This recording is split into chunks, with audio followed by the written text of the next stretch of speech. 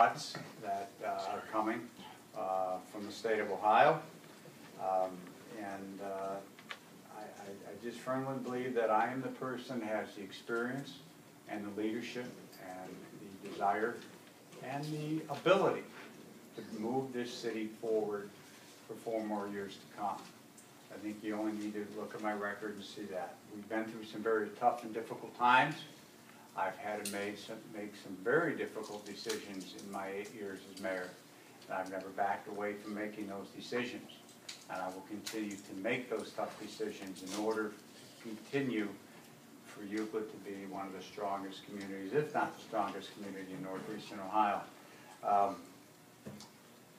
Economic development, and I don't know what the questions are, but I want to tell you that my platform basically, for the most part, is first and foremost economic development, and that's tied with the safety of our community.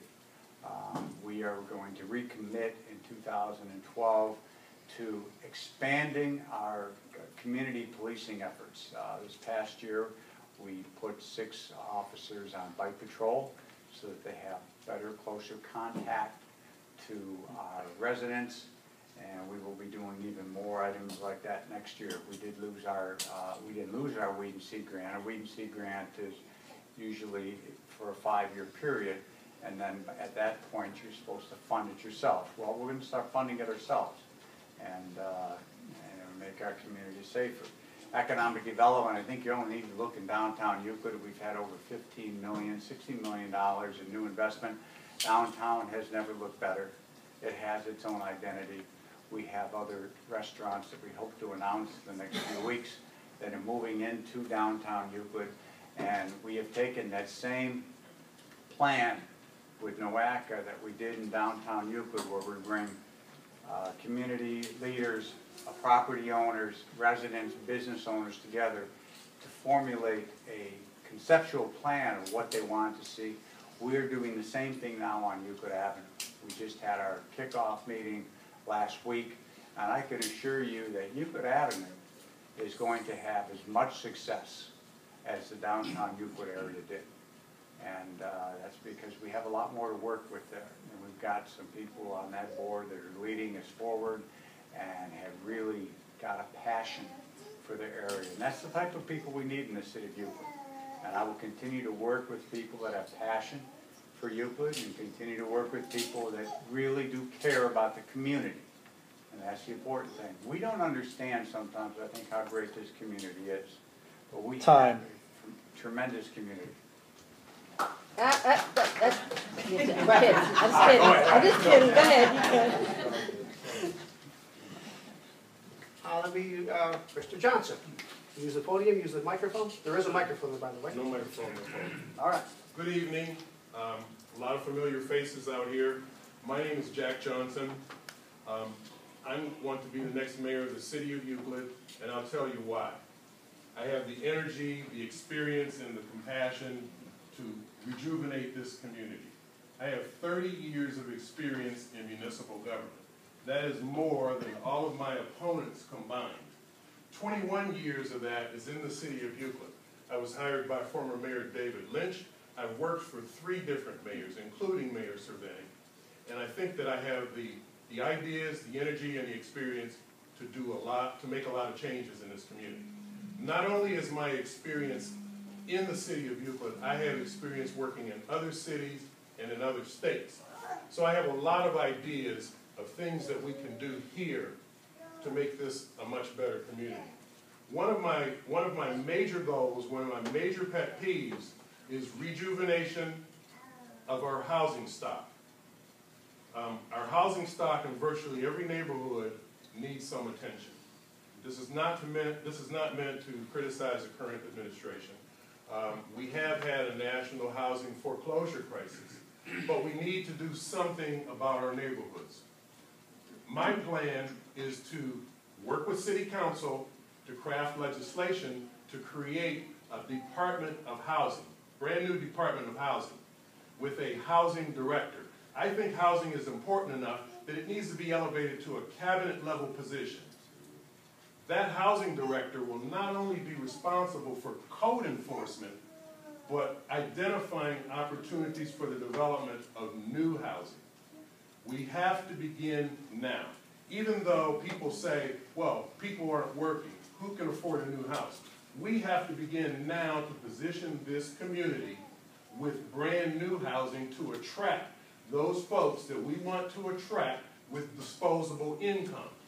That's what we're all talking about. We're talking about dog parks to attract yuppies. We want to attract those yuppies, those folks with young families that have disposable income. We need to redevelop our housing stock. Second of all, we need to stabilize and improve city services. I don't want to go into a lot of detail about that. Third of all, we need to foster short-term and long-term financial planning. I spent 30 years in city government in finance. I think I know a little bit about long-term financial planning. There was a question that came up about promoting safety in neighborhoods. I'm a very long-time member of Chardon Hill Community Association. I'm a big proponent of neighborhood associations. A part of my plan is to strengthen our communities, strengthen our neighborhoods by utilizing our neighborhood associations. Yes, we do give each neighborhood association a $200 a year grant right now. What I'm advocating is to provide more support to our neighborhood associations. When I lived in Birmingham, Alabama, and it still goes on to this day, each neighborhood association is allocated a part of the capital budget. Okay, so that every neighborhood association can identify capital improvement projects in their neighborhood. If they don't have enough money in their allocation for that 1 year, they can accumulate that allocation until they get enough to do whatever the project is in their neighborhood. That's how you build community. You bring your residents together around projects and improvements in their neighborhood. Next, I think we need to facilitate a very proactive approach to economic development. I think that it shouldn't matter. Time. Thank you, Mr. Johnson. Mr. Lipkowitz. My name is Christopher Michael Litwinowitz. I ran in mayor for 2007. My whole campaign is time for a chance. We can make change together. First off, leadership. All three candidates have no leadership. No offense, but in my eyes, where's the leadership when you say go get a break wall? Or where is the leadership in the money? Leadership to me is loyalty to educate with attitude, dedication to Euclid, enthusiasm as a mayor, responsibility to you, taxpayers, strategize and organize, honor, courage, commitment, initiative to strive, and pride in Euclid, which we lack of. Our streets are terrible. You go to this council and you ask them, can you do a street? And they say, yeah, we'll patch it. $20 million. We ain't done our streets in over 30 years. Ward 4, 5, 6 was here today. 7's missing, Langham, 10 years. That's erosion control. Erosion control, sir. Please listen, erosion control. You can make a lot of happen in the community by being the only Ward 6 candidate. Now I'm going to take the other 3 minutes and talk about my plan. My plan is economic development. 10 years this Euclid Square Mall has been vacant. You want to shout out 4 or 5 million? Well, I can. Yes, I do own a gas station. Yes, I am trying to lower the gas price. Yes, I hired foreigners to run it because I wanted to recall this administration and this mayor. For years, our biggest dream was lakefront development. That's erosion control. How do you fund a beach and not just in for apartments? Second thing, the streets, Euclid Avenue, Lakeshore. Those were government grants for individuals that I can't take credit for. But I've also brought in businesses. These businesses are corporations that only hire one person like Aldi's. These are the businesses I brought in. I can't stop it. Free enterprise.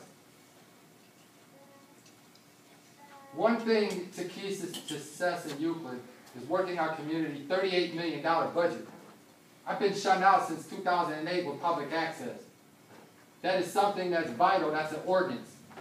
Look at every administration, everybody that has a part to play.